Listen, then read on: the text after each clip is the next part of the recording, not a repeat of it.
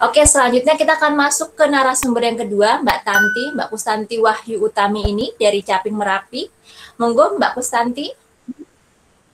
Oke, terima kasih Mbak Uci. Halo Sobat Ya, dari Sabang sampai Merauke. Eh, selamat siang Mbak Tanti. ya, terima kasih atas kesempatannya.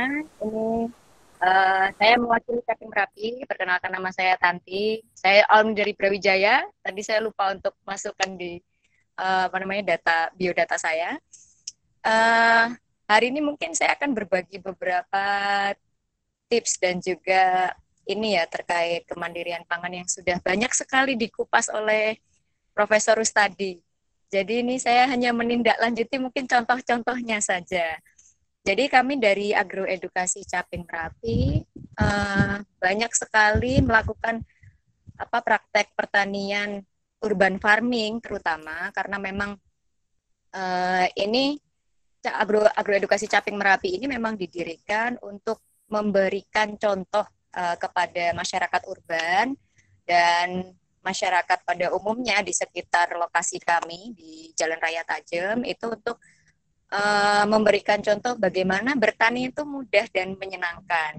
Nah, jadi mungkin kaitannya dengan apa namanya yang sempat disinggung oleh Profesor Rustadi tadi memang ini kita sekarang di titik di mana uh, kita dihadapkan kepada kenyataan bahwa kondisi pangan dunia itu, sistem pangan dunia itu sudah tidak stabil lagi, artinya sudah unsustain. Nah, uh,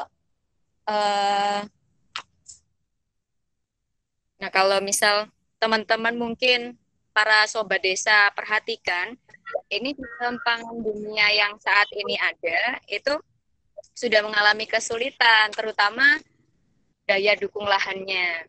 Nah, jadi kalau misal petaninya pun, ini kan kalau sumber pertanian itu kan ada dua, dari small farmer sama dari industrial farmer. Nah, kalau misal dari small farmer itu dari petani kecil itu yang disuplai 70% pangan kita itu disuplai memang dari petani kecil. Nah, yang 30% itu disuplai memang dari industrial. Nah, namun dari yang 70% ini faktanya ternyata petani-petani kita itu sudah mulai beralih ke kota karena memang pertaniannya sudah mulai tidak menjanjikan secara ekonomi gitu. Secara ekologi pun saat ini praktek-praktek konvensional itu sudah mulai dampaknya sudah mulai dirasakan seperti kesuburan tanahnya berkurang, kemudian produktivitasnya menurun, daya dukung lahannya berkurang. Nah, ini juga yang menjadikan para petani mulai uh, tidak melanjutkan usaha pertaniannya. Nah, itu yang sangat disayangkan. Dan Agroedukasi Caping Merapi ini juga ingin membangkitkan lagi bahwa kita bisa memulihkan lahan-lahan yang sakit itu dan juga bisa memproduksi pangan kita sendiri di rumah. Nah, mengingat kondisi COVID-19 yang saat ini memang pandemi ini yang kita hadapi, kita tidak tahu berakhirnya sampai kapan. Mungkin teman-teman dari Sabang sampai Merauke pun nggak luput ngerasakan ini ya. Jadi harus di stay di rumah, kemudian sempat khawatir juga ketika membeli sayuran maupun ikan atau mungkin protein hewani lainnya di pasar, itu mungkin ada kekhawatiran itu tidak higienis dan sebagainya karena kan sudah dari tangan ke berapa. Nah, itu uh, mungkin saat ini orang mulai berpikir, mulai sadar bahwa uh, produksi pangan itu sebenarnya suplainya itu sangat kerasa sekali saat pandemi ini, harga mulai naik dan sebagainya. Terus mungkin yang biasanya beli bawang daun atau apa hanya 2.000 udah dapat banyak, ini sekarang 4.000 udah susah sekali tempe apalagi. Jadi eh, kami dari Agroedukasi Caping Merapi juga memberikan solusi juga nih buat teman-teman. Jadi nanti teman-teman mungkin bisa ngelihat juga caranya mandiri pangan di rumah. Jadi kita berdaulat pangan di rumah. Kita bisa memproduksi makanan kita di lahan yang sempit seperti yang dibahas oleh Profesor Rustadi tadi. Mungkin tadi Profesor Rustadi tidak bisa merecord atau merekam contoh-contohnya. Mungkin ini saya bantu juga. Mungkin ada contoh, kebetulan memang Caping Merapi ini ada contoh urban farming dan urban food garden. Jadi nanti teman-teman bisa lihat bahwa satu rumah tangga atau satu kakak dengan lahan luasnya hanya 6 kali 4 meter itu bisa memproduksi pangan sendiri, baik protein nabati, protein hewaninya, kemudian vitaminnya, dan juga pon-pon untuk ketahanan pangan maupun sayuran. Nah, ini biasanya ibu-ibu rumah tangga kan kadang juga uh, kerasa banget nih kalau misal pandemi kayak gini. Nah, ini mungkin saya nyampaikan beberapa. Jadi, kalau di konsepnya food garden itu, pada intinya kita bisa memproduksi pangan kita itu di lahan yang sangat sempit sekalipun. Nah, untuk yang area perkotaan apalagi, itu bagaimana kalau misal nggak punya lahan gitu kan? Nah, kalau misal tidak ada lahan atau terbatas sekali untuk area tanamnya, itu kita bisa menggunakan beberapa konsep seperti vertikultur. Jadi, kita bisa menanam dengan menggunakan media yang terbatas, tapi bisa menghasilkan produktivitas yang sama dengan di lahan ukuran, katakanlah ukurannya adalah 6 kali 1 meter. Nah, ini ada contoh kita membuat yang namanya, ini mungkin saya beri gambaran ya. Jadi ini contohnya urban food garden milik Caping Merapi.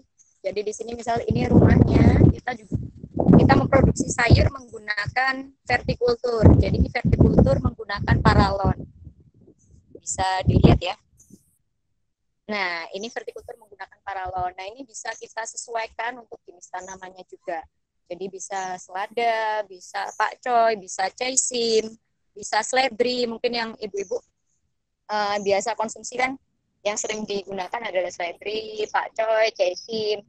Nah, ini juga kita bisa memanfaatkan barang-barang bekas yang ada di rumah. Contoh ada sepatu boot, atau mungkin ibu-ibu ada bekas cat. Nah, ini bisa digunakan juga untuk tanam cabai. Jadi ini kita punya kurang lebih di dalam satu lahan saja kita punya 5 sampai mungkin 5 sampai 10 tanaman cabai saja. Itu sudah cukup untuk memenuhi kebutuhan pangan keluarga, terutama vitamin C-nya.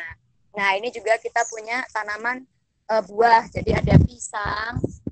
Nah, dalam ukuran lahan seperti ini kita nanam pisang juga. Terus ada juga jeruk keprok. Nah, ini juga kita sumber vitaminnya kita peroleh dari tanaman buah ini.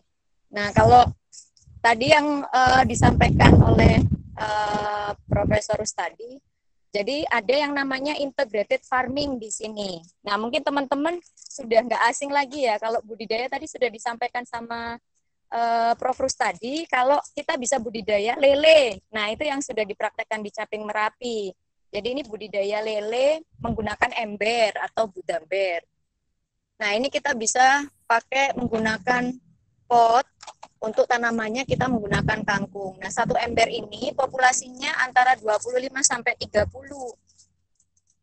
Nah, ini tanaman kangkungnya ini bisa kita konsumsi juga. Jadi kita bisa produksi sayur dari sini sekaligus memperoleh protein hewani dari ikan lelenya. Nah, ini kurang lebih butuh waktu 2 bulan. Nah, selain itu protein hewani itu juga kita dapat dari ayam Arab. Nah, ini kita punya ayam Arab di sini yang bertelur setiap hari. Jadi teman-teman bisa memproduksi telur untuk keluarga kalau memang konsumsi telurnya tinggi atau setiap hari, kurang lebih teman-teman bisa pelihara 2 sampai 3 ekor ayam Arab betina. Nah, contohnya seperti ini ya kandangnya. Ini kandang kita buat kecil, tapi yang penting si ayamnya ini juga bisa punya ruang untuk bergerak. Jadi ini dia bertelur setiap hari. Nah, ini contoh telurnya. Jadi mirip banget sama ayam kampung. Cuma memang bentuknya tidak simetris oval sempurna. Jadi memang karena dia tidak ada pejantannya. Nah, kalau misal teman-teman pengen produksi ayam Arab dengan pejantannya atau bisa ditetaskan, itu harus ada pejantannya. Nah, ini ayam ini memproduksi telur itu setiap hari. Jadi kebutuhan pangan keluarga itu sebenarnya cukup sekali bisa dirotasi dari sumber protein hewani maupun protein nabatinya. Nah, ini mungkin teman-teman, selain itu kita juga ada pengelolaan sampah dengan menggunakan vermikompos. Vermikompos itu adalah perombakan sisa makanan atau limbah dapur kita yang selama ini ada, itu bisa dikelola oleh cacing merah atau ini ada. Nah, contohnya ini ada limbah yang kita gunakan vermikompos. Jadi vermikompos ini fungsinya adalah untuk menghasilkan kompos sendiri di rumah dengan cepat menggunakan cacing tanah. Nah, nanti untuk hasilnya itu bisa kita panen komposnya. Nah, ini yang sudah jadi di bagian bawah. Nah, nanti hasilnya bagian bawah akan seperti ini. Oke. Nah, ini untuk bawahnya ini kita double. Jadi bagian bawah ini ada ember lagi. Embernya itu berisi pupuk cairnya atau lindiannya. Nah, lindiannya itu bisa kita manfaatkan untuk menyiram tanaman. Air lelenya juga tadi bisa digunakan untuk menyiram tanaman, tapi dengan proses difermentasi dulu. Nah, mungkin lebih jelasnya nanti bisa tanya-tanya juga via apa namanya, bisa via teks. Jadi nanti apa saja yang mau ditanyakan, monggo. Nah, ini komposter yang biasa juga kami ada. Nah, ini untuk yang komposter biasa. Ukurannya cukup besar. Nah, ini juga kita apa namanya, menumbuhkan pohon-pohon juga. Ini memang wajib ada di sini, terutama untuk kebutuhan masak seperti jahe. Kemudian kita butuh beberapa herb seperti adas. Jadi kita tanam semuanya di dalam satu rumah ukuran segini. Nah, ini ada tomat juga, ini sudah mulai berbunga. Nah, ini kita juga bisa memproduksi madu kita sendiri dengan menggunakan ini namanya satu stove klanceng atau lebah trigona. Nah, ini manfaatnya banyak sekali. Jadi ini kita juga punya ini ya, punya apa namanya, bisa memproduksi madu di rumah gitu. Nah, ini sekilas buat teman-teman informasinya. Oh, mungkin contoh vertikultur satu lagi yang kebetulan memang saya di lahan, jadi teman-teman bisa lihat. Tuh. Nah, ini contoh vertikultur lagi, tapi menggunakan wall planter bag. Jadi ini menggunakan kantung tas seperti ini. Ini ada 15 saku. Nah, ini mungkin bisa teman-teman gunakan barang bekas apapun juga bisa, pakai terpal bisa, terus dijahit. Jadi tidak harus menggunakan barang baru. Semakin teman-teman di rumah memanfaatkan barang yang ada dan menambah masa guna barang itu lebih bagus. Contohnya, misal ibu-ibu di rumah mungkin sering banget membeli minyak isi ulang, minyak goreng. Nah, itu juga bisa digunakan untuk jadi jangan dibuang, tapi bisa digunakan sebagai pengganti polybag gitu. Nah, mungkin itu yang bisa saya bagi untuk teman-teman. Jadi memang untuk membuat apa namanya, menyuplai atau memenuhi kebutuhan pangan keluarga itu sebenarnya cukup mudah dan sebetulnya juga tidak memakan biaya yang banyak. Jadi teman-teman bisa menggunakan apa barang-barang yang ada di rumah. Dan BP dan sebagainya itu juga sebenarnya bisa diproduksi dari limbah sayuran yang dihasilkan. Jadi contoh ada daun bawang atau loncang, itu sebenarnya teman-teman bisa yang habis dari pasar beli itu nggak hanya sekali digunakan. Jadi kalau misal teman-teman bisa sobat desa bisa memanfaatkan akarnya, itu bisa langsung ditanam saja. Nanti 1 minggu sudah tumbuh lagi, bisa dipanen lagi dengan sistem potong. Nah, ini juga mungkin yang kadang-kadang teman-teman nggak sadar juga, mungkin sobat desa, kalau sebenarnya satu sayuran itu bisa diproduksi atau bisa dipanen berkali-kali. Hanya saja kadang kita pakai sistem cabut atau dipanen langsung. Nah, itu sebenarnya itu kita yang rugi. Padahal satu tanaman seperti kangkung ini yang ada di dalam ember atau budidaya ember ini kangkung ini umurnya sudah kurang lebih ini 8 bulan. Jadi ini panen terus jadi dipotong. Jadi mohon maaf, ini ada beberapa yang memang sudah rusak dan waktunya diganti karena memang terendam air.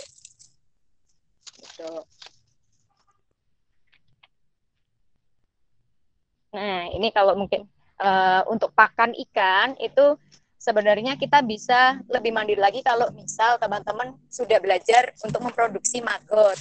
Maggot itu atau apa namanya, lalat tentara, lalat hitam itu yang dia menghasilkan larva. Terus larvanya itu kalau sudah menjadi pupa itu bisa digunakan untuk pakan ikan karena proteinnya sangat tinggi sekali. Nah, ini saya beri contoh kalau misal ini hanya pakan konsentrat biasa ya. Jadi kalau pakan konsentrat seperti ini kan teman-teman masih harus mengeluarkan biaya lagi. Tapi ketika teman-teman bisa memproduksi pangan ini secara apa namanya, pengelolaan limbah dengan baik, maka teman-teman bisa menggunakan maggot gitu.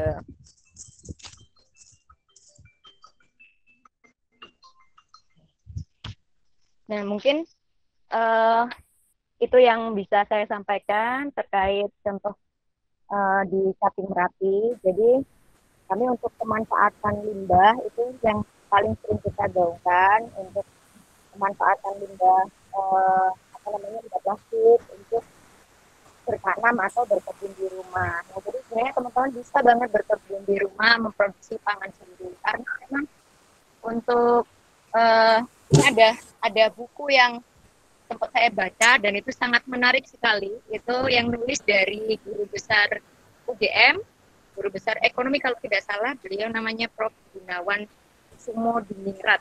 Jadi beliau itu menulis buku tentang membangun Indonesia dari desa. Nah, itu sebenarnya menarik sekali.